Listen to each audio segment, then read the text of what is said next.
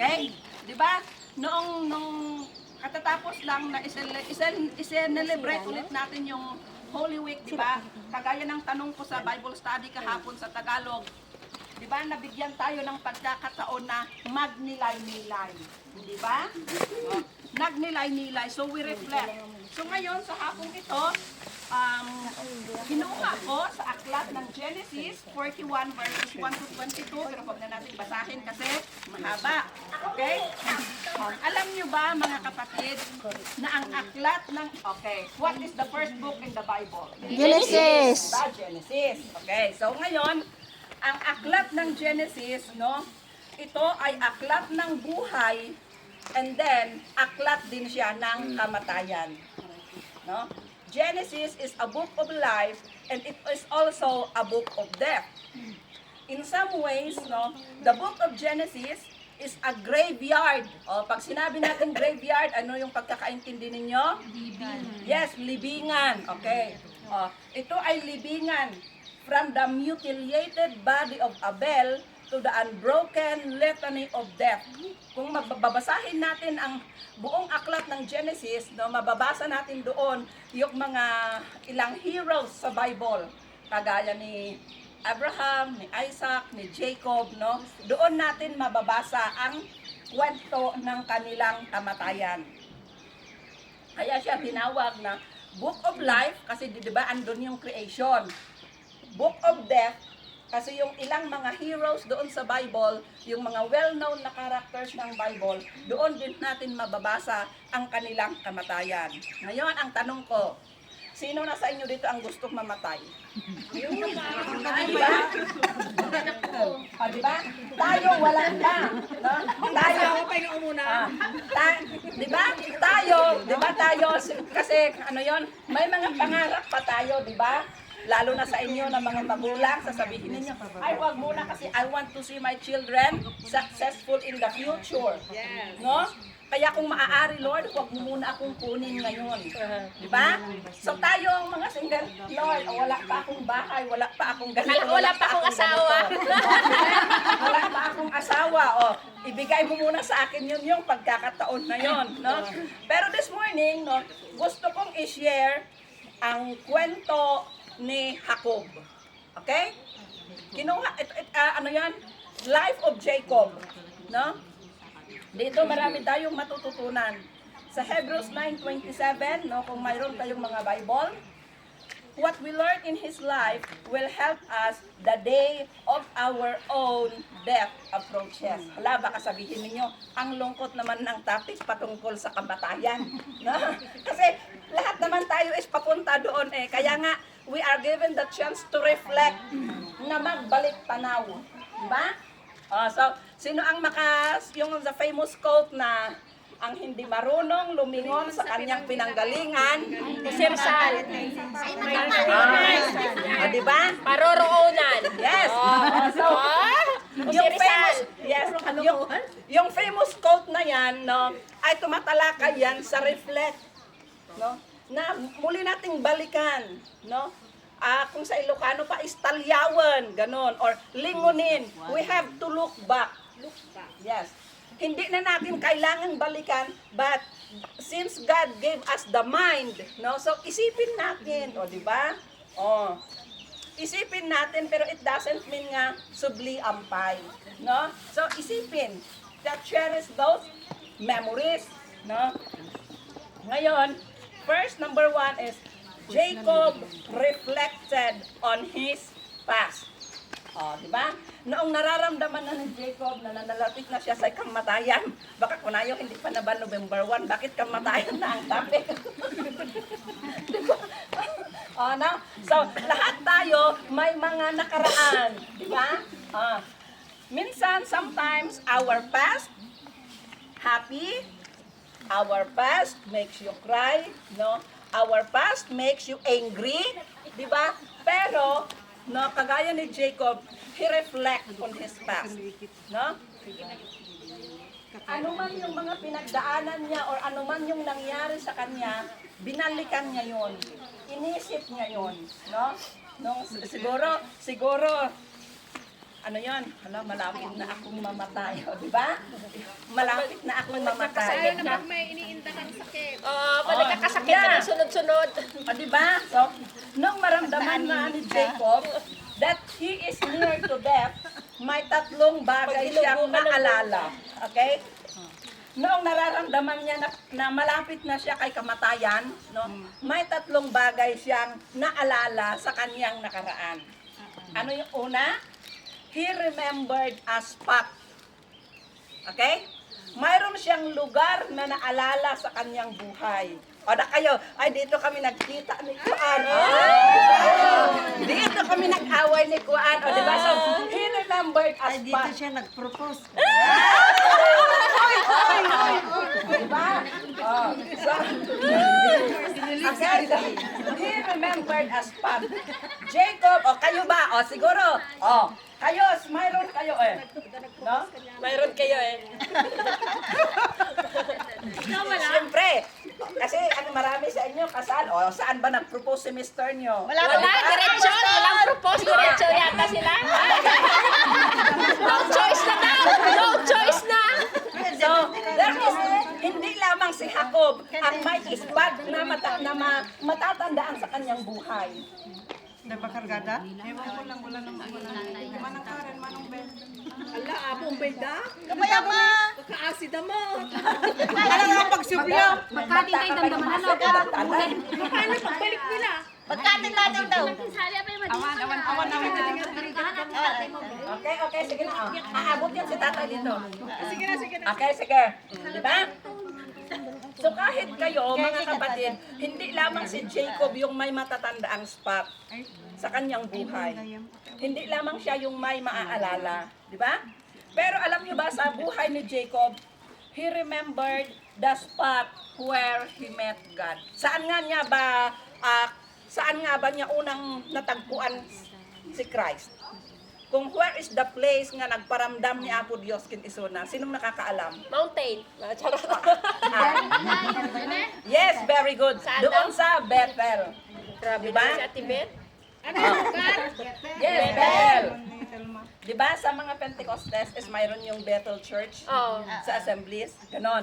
Kasi yan, kinuha yan nila doon sa kwento ni Jacob. So, Jacob remembered the spot, no, where he met God. At yung lugar na yan is doon sa Bethel, no. Noong andun na siya sa Bethel, doon niya naalala yung covenant na tinanggap niya sa Panginoon. In our past Bible study, ano nga ba ang covenant? Ha? Yes, covenant is a promise. Covenant is a testament, no? So doon sa place na yon, doon niya tinanggap ang covenant niya kay Christ. Di ba? Ano yon? Doon niya tinanggap yung mga promises ni God sa kanya. Doon niya, then that time, no? That time na he was dying. Okay,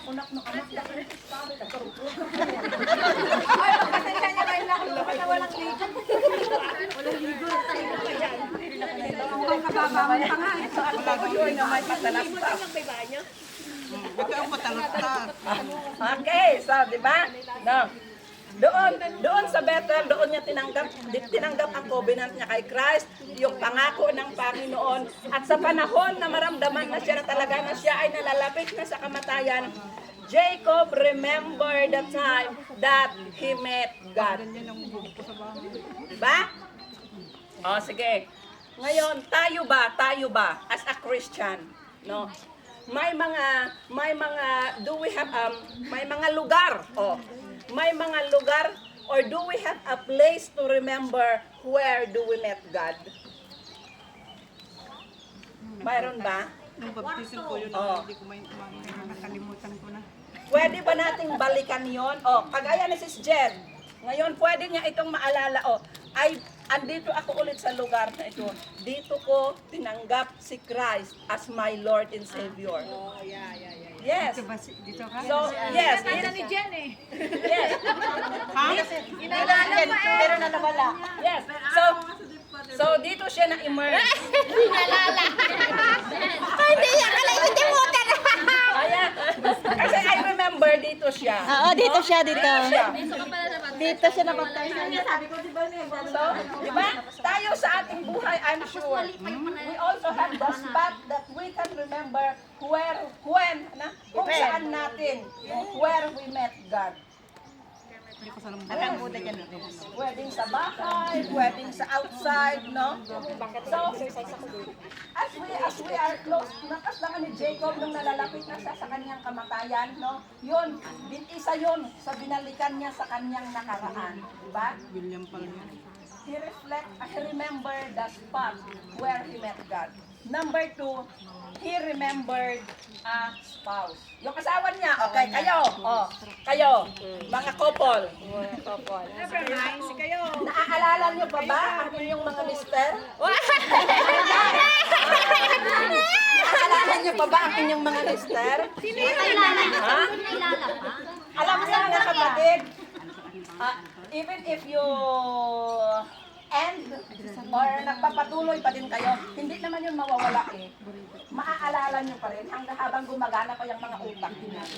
Di ba? Habang wala pang demensya. Gumagana pa yan. Special memory. Lalo na nung ang kamunhan is nagiging kamanghan na. Oh, di ba? So naaalala nyo sila. So kagaya din yan kay Jacob. He remembered a spouse. Sino nga ba yung kanyang asawa? Sino nga ba yung asawa ni Jacob? Si Rachel at saka si Leah. Okay. Pang isa. Si Raul siguro. Okay. Rachel ang mahal. Nasa, ang kanyang pinakamamahal, he remembered the greatest love and the greatest heartbreak of his life. Sino yon? Si Rachel. Diba kayo? Mayroon kayong greatest love story of your life. Ang love. Diba? Mayroon kayo nun. Ikaw. He remembered the greatest love and the greatest heartbreak of his life. Diba? Sabi nga nila, kung sino yung nagpasaya sa'yo, siya din yung mag-focus ng Aba, lagot ka, Rose. Lagot ka talaga, Rose. diba? So, he thought, no? Jacob thought, okay, so Jacob thought to his beloved wife, Rachel, no? Yung feeling na when he saw first Rachel, no? Nalagip na amin dagijay. Siguro, malapit na akong mamamatay, iiwan ko na ang aking pinakamamahal na Rachel. So, paano na siya? Di ba? Doon, nagbumalik lahat sa kanya kung paano niya nakilala si Rachel, kung saan nga ba na silang nagkita ni Rachel, yung mga pinagdaanan nila ni Rachel. So, ganun din siguro kayo. Di ba? So, ganun din siguro kayo. Ayaw nyo lang aminin. Yeah. Well, I will not deny it. Yeah! Di ba? He remembered how he worked. Ilang taon nga ba siyang nag-work kay Rachel? 7 years to 14. 14. Kay Lelia siya nagtrabaho. Oh. He remembered how he worked 14 years. Even Rachel passed away, no? O kahit na, di ba, asawa niya, tapos nag-work siya, nag-serve siya kay Rachel ng 14 years, no? Kahit nawala na si Rachel for 2 decades, he still remember it. Kasi nga, no, may spot si Rachel sa buhay ni Jacob. Di ba? Ano yung una na inalala ni Jacob when he is close to death? He remembered Lugar. spot. Okay, yes, lugar. Number 2, he remembered yes, and then, Number 2? wait. Then tayo ba, tanong ko sa inyo, before tayo mag-proceed sa number 3. Let's look back and remember also, no? Isipin din natin yung mahahalagang tao. Huwag kayong mag-deny. Nag-date kami sa plaza, tapos na-inting kami sa... Nag-umpisa na.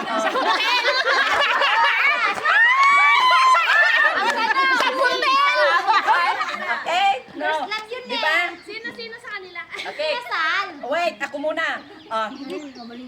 No? Do you have or do we have a special past in our life? Meron kayo? Ha? Ngayon, sa panahon sa topic natin ngayon, it's reflection of life, no? If meron man, no, huwag nating palampasin yung time na isipin sila, no? And thank them. Naging masama man or naging ano pa man yung ending. Pass is pass. Kasi mo pa ilan.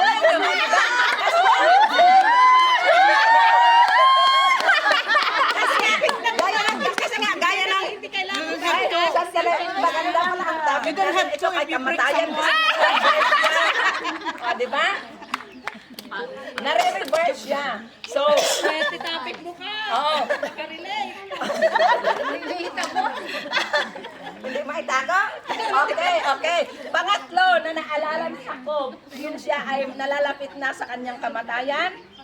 He remembered a spirit. Oh, sige. Espiritu Santo. Okay, sige. He remembered a spirit.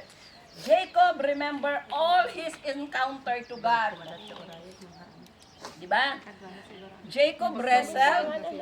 Jacob remembered the amazing changing of God to his life. Diba? Kayo rin, tayo rin. Especially kung tayo ay nag-iisa, no? We have that quiet moment na minsan nararamdaman natin na nangungusap sa atin ang Panginoon. Diba? Yes.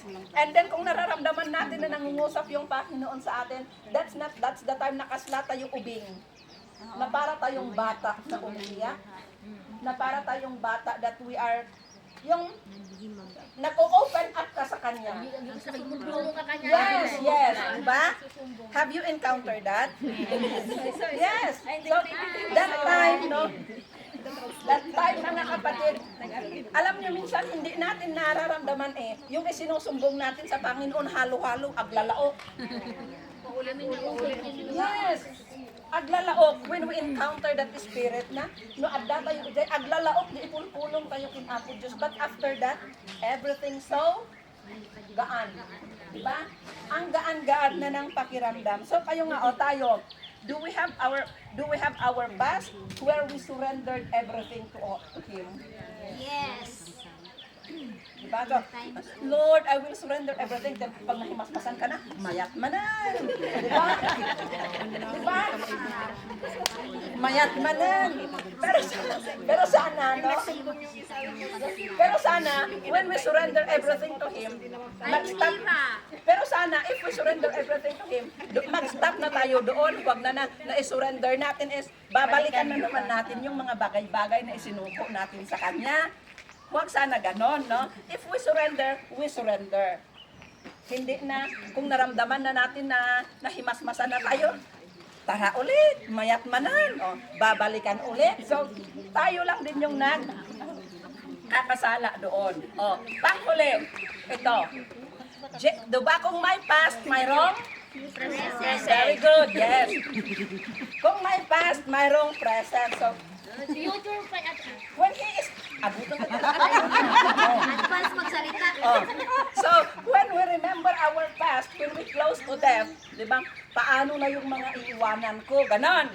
Ngayon, when we are facing death, di ba, Jacob reflected on the present, yung mga maiiwan, mayak mo kung taagin na. O, di ba? Oo, ganon. So, Jacob reflected on the present. As Jacob was dying, no, alam niya na ang lahat ng kanyang mga pagpapala ay hindi mababaon sa limot. Hindi masasayang, no? As he was dying, as he is close to death, no? Tayo siguro, alam ko, may kwento doon sa amin, may isang tatay na 50-50 na on that time. Alam niyo ba? Na sa lahat ng pwede niya sanang sabihin sa kanyang anak, ito ang sinabi niya. Anak ko, malapit na akong mamatay. Yung sprayer, pakaingatan mo. Sprayer ka naisip. Diba? Oh, yes. No? Anak ko. No? Kasi ang tagal ko yung iningatan, maganda yun na gamitin mo sa palayan. Diba? So, inisip niya ba yung masakbayan? Future, present, no? Yung iiwan niya sa kanyang mga anak. So, anak ko, yung sprayer, pakaingatan mo. No? Totoo yan. Yun yung kailangan niya ipamana na, ibilid na, anak na. Kasi maganda yun na gamitin mo sa palayan. So mawawala niya siya. Iniisip niya na mapapakinabangan ng kanyang mga anak. Present. No? So, ano yun? As he was dying, alam niya na ang lahat ng kanyang mga ginawa, alam niya kung yung mga pagpapala niya ay hindi maibabaon sa limot, no? The Lord had placed something right from him that reminded of God's blessing. Ano yon? Nawala man siya, pero ano yung nag-retain? Yung kanyang heritage, yung kanyang generation, di ba? Oh, nawala man siya, but then yung kanyang henerasyon nagpatuloy. So same din sa inyo, hindi ko naman sinasabi na mamamatay na kayo ngayon, no? But kung wala na kayo, andun yung mga anak ninyo na magpapatuloy. Di ba? So, diba? So, andun pa rin yung present. Maglaho man tayo, but then andun yung present natin. Okay. Ano yon? The evidence of grace. What is grace? Biyaya. Okay. Jacob embraced the two sons of Joseph. Kasi di ba ang alam niya no, Jacob embraced the two sons of Joseph. There was a time when he thought that Joseph was dead. No? Idikas dyan nga ma, di ba si Jacob ay agnangabit kin patayan. O tapos andun pa si Joseph na iniisip niya na akala niya is patay na din. So parang yung worry niya is nadoble. Di ba? Pero yung worry niya, no? Pero yung worry niya is nag-turn into blessing.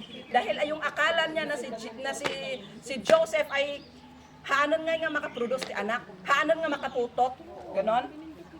No? Pero hindi. That ano 'yon? Yung kanyang pangamba ay nagbunga ng biyaya dahil nagkaroon si Joseph ng 2 anak. Diba? At yan ang tinatawag natin na grace in action.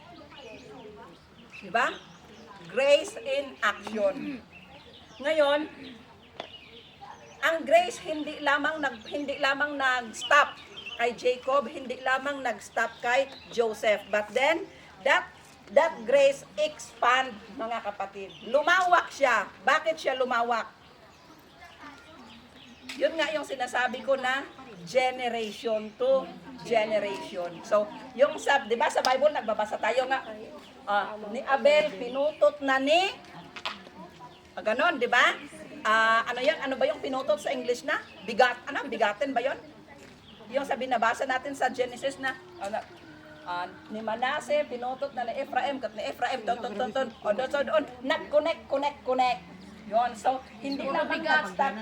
So hindi lamang nag-stop sa isang tao, but then from generation to generation, tamang-tama uulan na nahinto na. So sana, salamat sa inyong pakikinig. Salamat sa inyong pakikinig. So dapat yun, we have to reflect sa ating mga buhay. Okay po? Kung may mas mahaba tayong time, maganda ito na ipagpatuloy natin sa susunod. So, thank you everyone. Salamat sa inyong pakikinig at sa inyong present lang. cooperation. Yung future. Okay? So, mag-proceed tayo sa